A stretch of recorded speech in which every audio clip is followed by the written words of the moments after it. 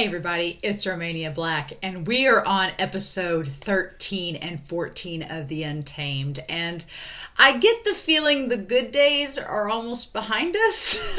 I don't know, y'all have talked about in the comments, you're like, enjoy the great moments while they last. I'm thinking we're nearing the end of them, because in the last two episodes, poor WuXian, he got mangled by a puppet dog, and then our poor boys, just Wangji having to suffer, WuXian having to face his fear of dogs in Chao's dungeon, them having to face the winds, the indoctrination is a lot darker in this version than it is in the donghua. In the donghua, it's just kind of like, it's tedious and annoying. In this, it's like just straight up pain. So it's like awesome. And I just don't get good vibes. I feel like the good times are almost behind us, and I feel like we're getting closer and closer to the Lotus Pier burning, and I'm not ready for that. We're not even near that in the novel where I'm at right now. We're still like in season 3 of the donghua material in the novel, so I'm like, that is one thing that I like about this show, is that it's funny, it's kind of weird. The novel has a certain pace, a certain organization, and then you have the donghua, and then it feels like the Untamed is adapted from the donghua and the novel both. So the Untamed is kind of like a fusion of the novel and the donghua's organization of content. It's kind of a weird fusion of it, and then it adds in its own elements. So I like that. It's different. It's fresh. It's just, I feel like at this point in the series, it's following more the donghua in terms of the content, and not so much the novel, even though it's touching on things with like Yang and Jingxian and Song. So it's interesting, but I'm really curious to know what all we get in this episode. And these episodes aren't titled, so the best thing about this series is there's no title. So I'm going into it, and it's just episode 13 and 14. I'm like, okay, I have no clue what to expect. The title there is no title, so it gives nothing away, which I appreciate. So I'm very curious to know how we're moving forward with this, like what we're going to do in the timeline, what's it going to do. I've got my notes. I'm ready to go. I'm pretty excited. So yeah, I'm curious to see what happens in episode 13 and 14. My dog is like digging into the carpet behind me, so you'll have to excuse him. But in any case, let's do this. I'm not going to waste any more time. I've been excited all week to watch these episodes, and I'm going to talk a little bit at the end about some reaction notes. Make myself a note on here. I'm gonna make a little note there. I do have a few things I want to say before the end of this video in terms of future reactions for the Untamed as we finish out December. So before we do that though, let's start this reaction, shall we? We're gonna watch episode 13 and 14 of the Untamed here in 3, 2, 1, and let's go.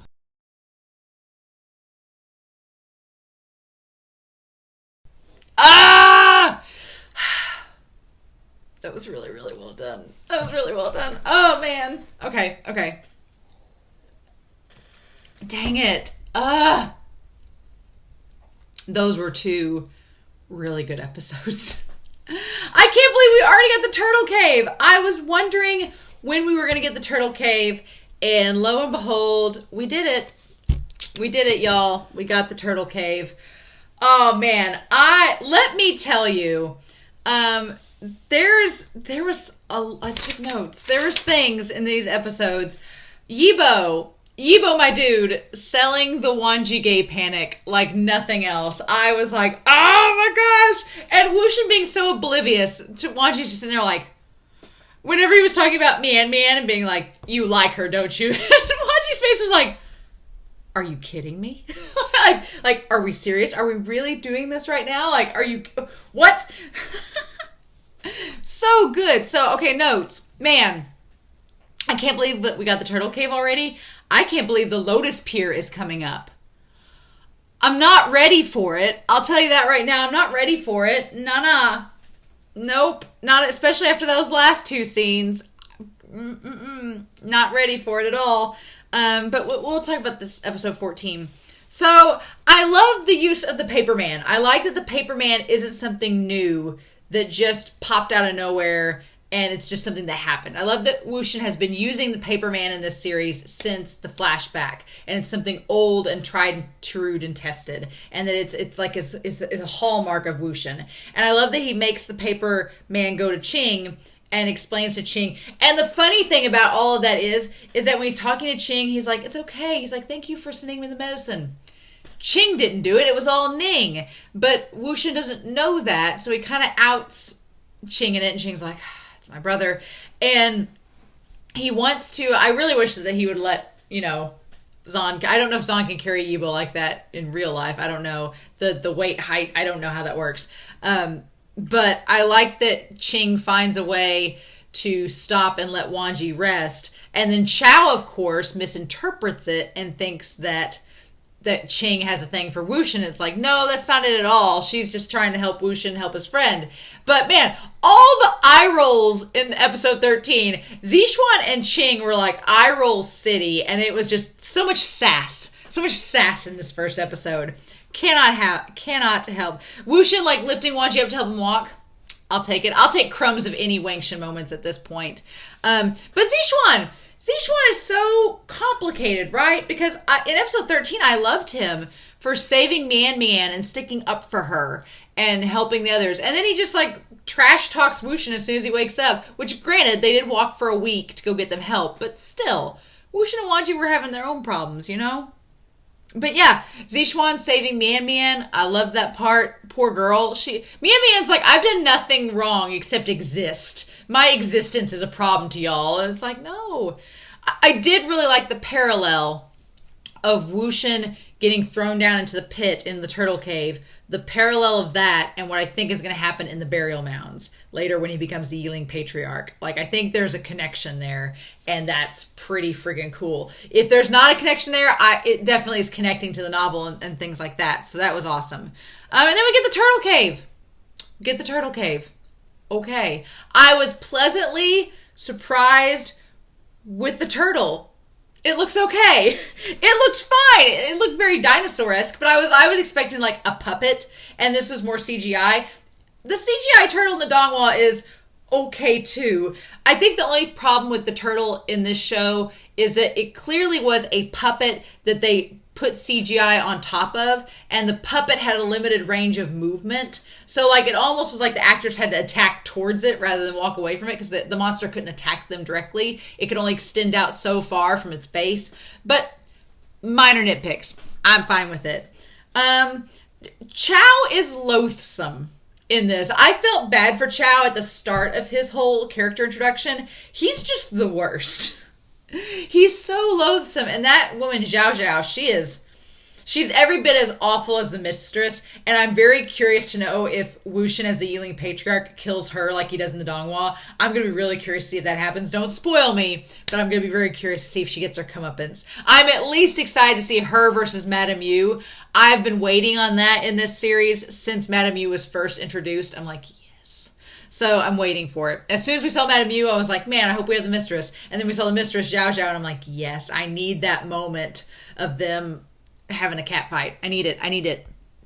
So yeah, the looks that WuXian, building up WuXian and Cheng as brothers in these episodes. God, this show does a really good job of building them up as brothers, because you have them in the cave, like giving each other, like when Chao's just being the worst. You have WuXian and Cheng like looking at each other like, can you believe this? Can you believe this? And then Cheng wanting to stay behind with WuXian, but Zixuan convincing him to leave. And then he goes, and then the whole thing in episode 14 with him and Fangmian, and then we'll talk about that when we get to it. But there was definitely all this setup of WuXian and Cheng as siblings. It was so good, and it's like, it's gonna hurt whenever it's all broken up. It's just, the setup is really, really well done. And there actually being a big actual battle with everything. The branding, I don't know. In the donghua, even in the donghua, it's kind of crazy how it happens. It's really hard to film like something so split second happening. And the Untamed does what it can with it. I'm surprised it just brands through his clothing and everything. I mean, like, that would stick like clothing to your skin. Like, that would be awful. No. But he dropped the bottle of the medicine, and I kept thinking they were going to go back to the bottle of the medicine dropping, but they don't ever do it. So I'm curious why they had the medicine bottle drop. I guess it was because he had to use the herbs instead. But I kept thinking that the bottle would tie back in somehow, but it didn't. So that's interesting. Yeah, they're doing a lot with setting Cheng up versus the core melting hand. That was set up in this, so it was like the core melting hand, Zhu and Cheng battling. So I'm like, okay, are we going to go tie back to that when Lotus Pier is burning? Because they sent Zhu and Zhao Zhao to go investigate. So I'm like, is Cheng going to end up facing Zhu again? Is it setting up Cheng getting his golden core taken away? They haven't really done anything with the core melting hand in this series, and I'm wondering for censorship's sake if they're not going to do a core melting thing, because that's maybe too supernatural, but they're building up Cheng versus him later in the future. I don't know. He has the most resting bitch face I've ever seen. Like, the guy that plays Zhu, he's just all the time. It's kind of almost hilarious. But yeah, Mian crying. I'm sorry, but it was sweet when WuXian tries to comfort her. But then as soon as Wangji's like, hey, there's a turtle, WuXian's like, gotta go. It was almost hilarious how quickly he just drops Mian. He's like, oh yeah, okay, bye. Like, no. And then Zixuan helping get WuXian arrows and getting him away. I've got him. Okay, so Zixuan helps to get Cheng and them away. I've noted that. There's no Sushi firing the arrow at WuXian in this version. Sushi's not present. He's not firing the arrow at him, and he doesn't get reprimanded by Cheng and Zixuan later, which I thought was curious. But then, when you think about it, we've already been introduced to Sushi, and he had his moment of when he basically tried to, like, get the people to come out of the cave that they were hiding in. So we've already seen Sushi be shady. So I guess because we've already seen him in that role, we didn't need to show it again. We've seen that he's shady, that he's easily swayed to someone else's side. So that's all we need to see. We didn't need to see him in the turtle cave scene. But I was surprised that we didn't get that. God, the gay panic of Wangji in the cave. Just yanking off that ribbon, using it as tourniquet there, got the splint. WuXian looks good in red. I'm just gonna say, WuXian can pull off red, and him just stripping, and Wangji like just having the most panic ever. It was great. And WuXian does look good in red. I'm just gonna say. And then the whole WuXian, you're so oblivious. That whole scene where he was trying to get Wangji to admit that he had a thing for Mian, and Wanji's just like, I can't with you. So episode 14. Oh God, episode 14. Inside the turtle shell was disgusting. It kept reminding me of something, like from a movie or something. I kept wanting to try, during the reaction, I was trying to think of what the turtle shell, the inside, reminded me of. There was all that muck that he was walking through and all the tendrils and everything. I don't know, it wasn't Stranger Things, but there was just something about it that was creepy. Very creepy.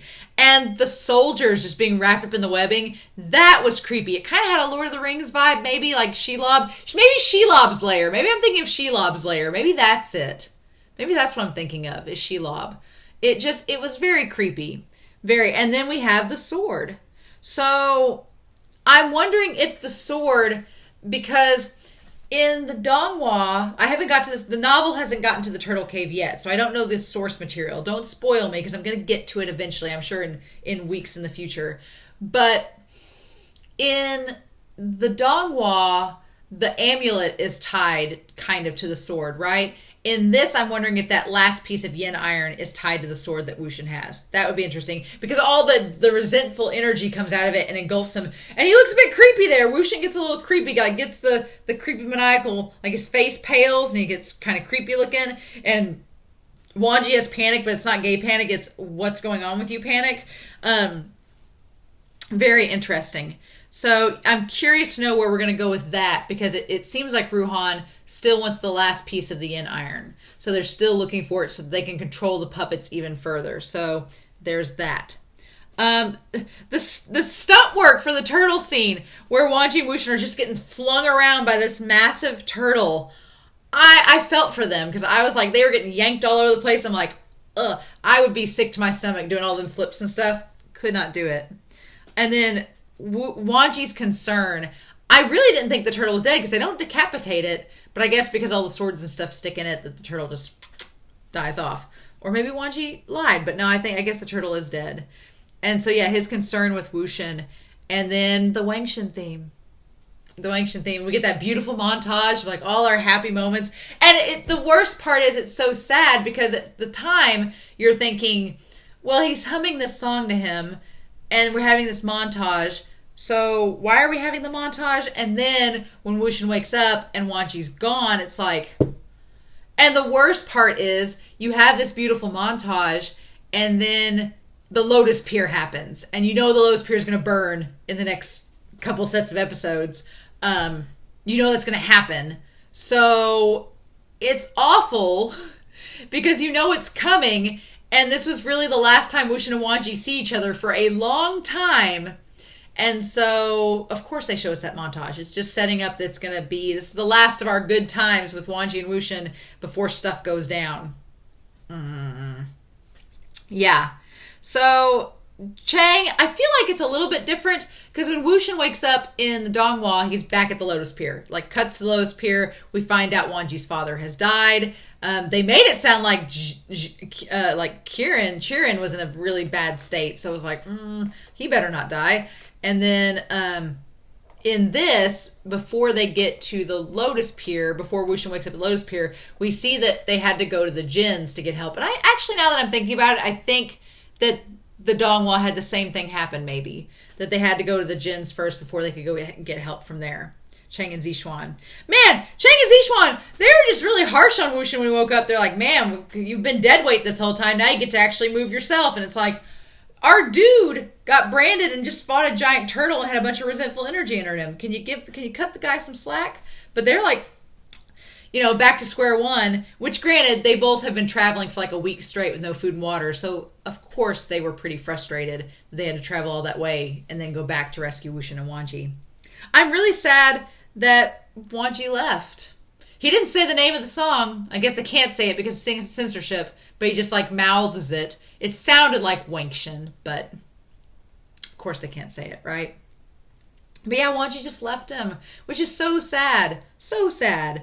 And then Cheng and Zixuan. No one questions the murder sword. That was the one part about that episode. I was like, no one's questioning the creepy murder sword that WuXian's been carrying around with him. Nobody's going to say anything. I'm just going to let it go. Cool. Awesome. I don't think that's Suibian that he's holding. I thought it was a sword he got from the turtle. Because he's like clutching it to him. Maybe I'm wrong. I wondered if the sword has the last piece of the Jinn iron in it. Because he sensed it. Because it was doing the stuff with the people inside the turtle shell. So I guess we'll find out. But I thought that was interesting. And then, yeah. So they're going to send Zhu and Xiao Xiao to the Lotus Pier. We're going to get the Lotus Pier episodes, I'm assuming, in the next set, which is going to be crazy. I love Madame Yu's actress. I love her, so I'm kind of excited. I'm not looking forward to the pain that comes afterwards. Not at all. Nope. And then, yeah, WuXian waking up at the Lotus Pier. I have to say, Feng Mian, he sounded like, when he was doing the archery lessons with the kids, he sounded like the narrator of the Modazushi audio drama. So if any of y'all in the comments know if he's the narrator in the Modazushi audio drama, let me know, because his voice sounds exactly like it. Exactly like it. It's kind of insane.